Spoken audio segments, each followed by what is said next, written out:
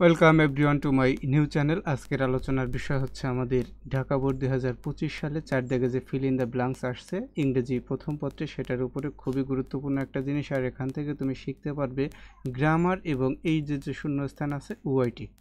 Clear? আশা করি বুঝতে পেরেছো যে খুবই সহজ একটা টপিকস, কিন্তু অনেকে খুব কঠিন মনে করে।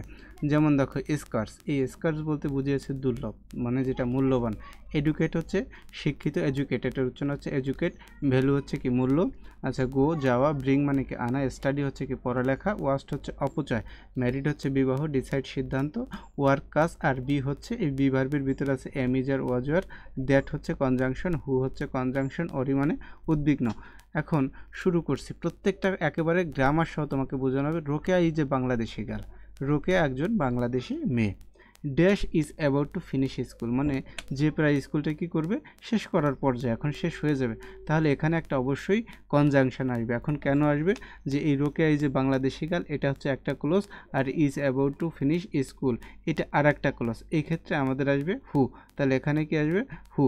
হু মনে রাখতে হবে যে হুর পূর্বে একটা ক্লোজ, পরে একটা ক্লোজ। অবশ্যই একটা ক্লোজ হতে হলে একটা ফাইনাইট ভার্ব লাগে, আর অবশ্যই একটা সাবজেক্ট থাকতে হবে। ঠিক আছে? তাহলে এই জায়গায় কী আসতেছে? Rokeya is a Bangladeshi girl who is about to finish school, যে প্রায় স্কুল মানে শেষ করার পর্যায়ে, শেষ করে ফেলবে। আচ্ছা, but she has no hopes, কিন্তু তার কোনো কি নেই, আশা নেই, অফ ড্যাশ অন। এখন এই জায়গায় আমাদের এই যে হোপসের পরে কি হবে?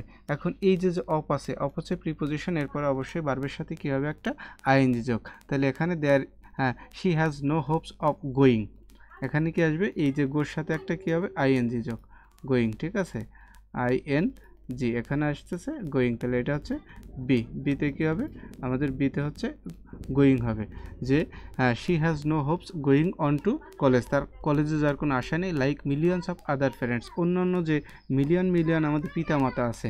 রোকেয়াস প্যারেন্টস থিঙ্ক, রোকেয়ার বাবা চিন্তা করে দ্যাট এডুকেটিং হি ডটার, অর্থাৎ কন্যাকে শিক্ষিত করা is a dash of time, waste of time, মানে সময়ের অপচয়। এটা প্রেজেন্ট টেন্সে আছে, ভিতরে যা আছে তাই। সিতে কী হবে? ওয়াস্ট অফ টাইম, সময়ের অপচয়, অ্যান্ড মানি, সময়ের অপচয় এবং টাকার অপচয়। দে হ্যাভ ড্যাশ, আমরা জানি হ্যাভ হচ্ছে প্রেজেন্ট পারফেক্ট টেন্সের স্ট্রাকচার অনুযায়ী এরপর অবশ্যই কি বসে? ভি3। তাহলে they have dash that, they have decided, তারা সিদ্ধান্ত নিয়েছে। এখানে কি হবে? ডি হবে একটা। এটা হচ্ছে আমাদের ডি, তাই তো? ডি নাম্বারে যে দে হ্যাভ ডিসাইডেড, তারা সিদ্ধান্ত নিয়েছে। দে উইল নাও মেরি হার, মানে তাকে বিয়ে দিয়ে দেবে। Of and use there dash resource, এই যে স্কার্স। ঠিক আছে? এখানে আমাদের কি হবে? ইতে হচ্ছে স্কার্স মানে হচ্ছে মূল্যবান, আর এই রিসোর্স মানে কি? সম্পদ। তাদের মূল্যবান সম্পদটা ফর দেয়ার সন্স এডুকেশন, তারা এটা ব্যবহার করবে। ইউজ মানে কি? ব্যবহার করবে। যে তাকে বিয়ে দিয়ে যে সম্পদটা থাকবে সেটা তার ছেলের শিক্ষার ক্ষেত্রে ব্যবহার করবে। রোকেয়া ইউজ টুর পরে বাড়বে প্রেজেন্ট ফর্ম বসে, ইউজ টুর পরে বাড়বে কোন ফর্ম বসবে? Present form. Rokeya use to Ori হচ্ছে উদ্বিগ্ন, তাহলে এখানে কি আসতেছে? এফ হচ্ছে অরি, উদ্বিগ্ন। আচ্ছা, অ্যান্ড লিসান অ্যান্ড টেস্ট, মানে তার পড়ালেখা নিয়ে সে উদ্বিগ্ন। But now she অরিজ more about getting dash, এখানে আমাদের কী হবে? গেটিং মেরিট, সে আরও বিবাহ নিয়ে বেশি চিন্তিত। তাহলে জিতে কী হবে? এখানে হবে মেরিট। এখন তোমাকে বুঝতে হবে গ্রামার অনুযায়ী যে এই যে গেটটা আছে এরপর অবশ্যই ভি3 বসে। ঠিক আছে? ভিপিপি অথবা অ্যাডজেক্টিভ। অ্যান্ড হ্যাভিং চিলড্রেন, সে ইউজ টু ড্রিম, সে স্বপ্ন দেখে অ্যাবাউট বিং এ টিচার, একজন শিক্ষক হওয়ার জন্য। But now faces A life of house hold source, কিন্তু বর্তমানে সে গৃহস্থলীর কাজকর্মের সম্মুখীন হচ্ছে। And dash up bringing up, এখানে কি আসবে? ব্রিঙ্গিং আপ, এটা হচ্ছে লালন পালন করা বা বেড়ে ওঠা। ক্লিয়ার? এখানে আমাদের কি আসবে? এখানে একটা আইএনজি যোগ হবে, আইএনজি। ঠিক আছে? আইএনজি, এটা বুঝতে হবে। এখানে আমাদের কি আসতেছে? এইচ নাম্বারটা, এটা হচ্ছে এইচ নাম্বারে। Bringing up children, she use to be happy being a girl, she use to be a happy, সে কী হতো? সুখী হতো, being a girl. But now wishes she dash a boy, she were a boy, এখানে আমাদের কি হবে?